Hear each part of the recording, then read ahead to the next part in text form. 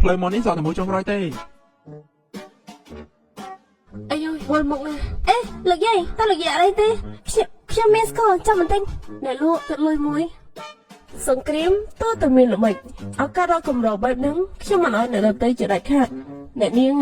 ប្រឹងបន្ថែមទៀតទៅលោកយាយអកាន់យកមិនក៏លោកយាយនៅទិញរបស់ discount ទៅដែរឯងមិនយល់នោះទេសន្សំសំចៃបន្តិចទៅទុកយកលុយទិញចំនួន12ជូនចាស់ភាសារបស់ខ្ញុំសូមជឿលោកយាយបញ្ចូលសម្លេងដោយក្រុម SO មិនគឺពួកគេបោះគូប៉ុងនេះចោលអញ្ចឹងតាមពិតទៅគាត់គឺជាអ្នករកអេតចាញ់ទៅជីវភាពរបស់គាត់មើលទៅលំបាកណាស់ហើយអេកុំរើអីខ្ញុំមានកូប៉ុង2សន្លឹកអាចដូរយកមេធាបានមួយកែវខ្ញុំជូនលោកយាយឯងក៏មានកូប៉ុងនេះដែរកូប៉ុងនេះអាចយកទៅញ៉ាំ buffet បាន free ទៀតតែឯងទៅដែរអូនឲ្យតែមានរបស់ free ខ្ញុំមិនដែលខ្លាចបាក់មុខនោះទេនៅណាទៅលោកយាយនៅចិត្តនឹងតោះអ្នកបំរើយកចាននិងស្លាបព្រា2គូមកសួស្ដីស្លាបព្រាមួយឈុតតម្លៃ3ដុល្លារមិនចាំបាច់នោះទេខ្ញុំក៏យកមកដែរតាអូលោកយាយគឺពិតជាសន្សំសំចៃមែនទាំងនេះគឺជាត្បូងកណ្ដៀងបង្កប់នៅក្នុងចង្កឹះមួយនេះរបស់នេះមើលទៅគឺពិតជារបស់ពិតមែនលោកយាយចង្កឹះយូរឆ្នាំអញ្ចឹងខ្លាចតែមិនមានអនាម័យនោះទេអញ្ចឹងវិញខ្ញុំនឹងឲ្យលោកយាយនៅចង្កឹះដែរឯនោះមួយឈុតគ្រាន់តែខួបកំណត់70ឆ្នាំរបស់ខ្ញុំទេមនុស្សម្នាក់ចំណាយតែ500បានហើយកុំឲ្យខ្ជិលខ្ជាយពេកអីត្រឹមតែ500ទេមិនបាននោះទេតែក៏មិនគួរសន្សំសំចៃដល់ថ្នាក់នោះពេកដែរ所有的烦恼说拜拜，所有的快乐说嗨嗨。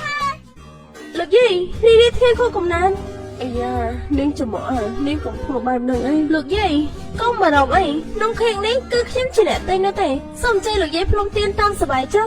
ចាងសុជីអាយុជិត25ឆ្នាំទៅហើយនឹងមកធ្វើខួបកំណត់ដូចជាក្មេងទៀតឯមើលទៅនៅតែក្រគ្មានអីផ្លាស់ប្ដូរសោះហើយនៅខំមកធ្វើខួបកំណត់ឲ្យយាយចាស់កម្រិសម្នាក់នេះទៀតហើយបងឈប់និយាយទៅនេះនិយាយអីឲ្យប្រយ័ត្នបន្តិចណាឥឡូវនេះប្តីរបស់ខ្ញុំខ្លាចតែជាប្រធាននៅក្នុងក្រុមហ៊ុនអ៊ីតគ្រប់ហើយនៅថ្ងៃស្អែកនេះពួកយើងនឹងទៅចូលរួមកម្មវិធីខួបកំណត់អគ្គនាយកក្រុមហ៊ុនអ៊ីតគ្រប់តើចង់ឲ្យបងស្រីនាំឯងទៅដែរឬអត់ខ្ញុំមិនបើនាងអញ្ជើញទៅហើយនាងមិនទៅកុំបារម្ភអីលោកយាយមិនក៏លោកយាយទៅយកព្រមជាមួយគេទៅវិញឯងមិនលឺទេអីកម្មវិធីខួបកំណត់អគ្គនាយកក្រុមហ៊ុនអ៊ីតអូខ្ញុំដឹងហើយកម្មវិធីនៅក្នុងក្រុមហ៊ុនយីទៅគ្រប់ប្រកាសជាមានរបស់ឆ្ងាញ់ខ្ញុំទៅមិនអោយខាតនោះទេខ្ញុំនឹងទៅបញ្ចូលសម្លេងដោយក្រុមអូសតពីអេអ្នកក្រអញពិតជាហ៊ានមកមែននឹងមានញាតិធំមកច្រកទៀតចាត់ទុកថាកន្លែងហ្នឹងគឺជាបនភូមិមែនគឺជាបងតាជាអ្នកជើងខ្ញុំមកខ្ញុំខំចំណាយលុយជីឡានមកខ្ញុំត្រូវតែយករបស់ទៅវិញខ្លះអញ្ចឹងហើយថ្ងៃនេះអញពិតជាមុខក្រាស់មែនអ្នកមកកម្មវិធីនេះក៏សិតតែជាអ្នកមានមុខមាត់មនុស្សដូចជាអ្នកអញ្ចឹងគ្មានសិតអីមកចូលរួមកម្មវិធីបែបនេះទេលោកយាយអកាន់យកមកដល់ហើយសូមស្វាគមន៍លោកយាយ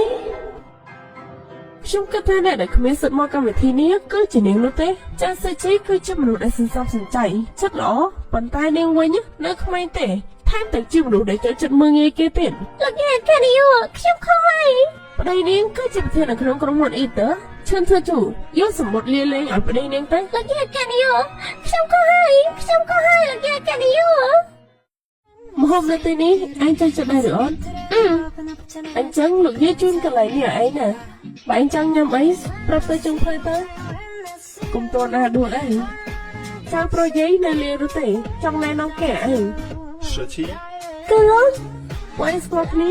ល្អតាលោកយាយខ្វះតែ50ទៀតទេនឹងគ្រប់លុយទិញចំនួនជូនចាស់ភាសាយាយហើយតើលោកយាយចង់ទិញប៉ុន្មាន10លានដុល្លារ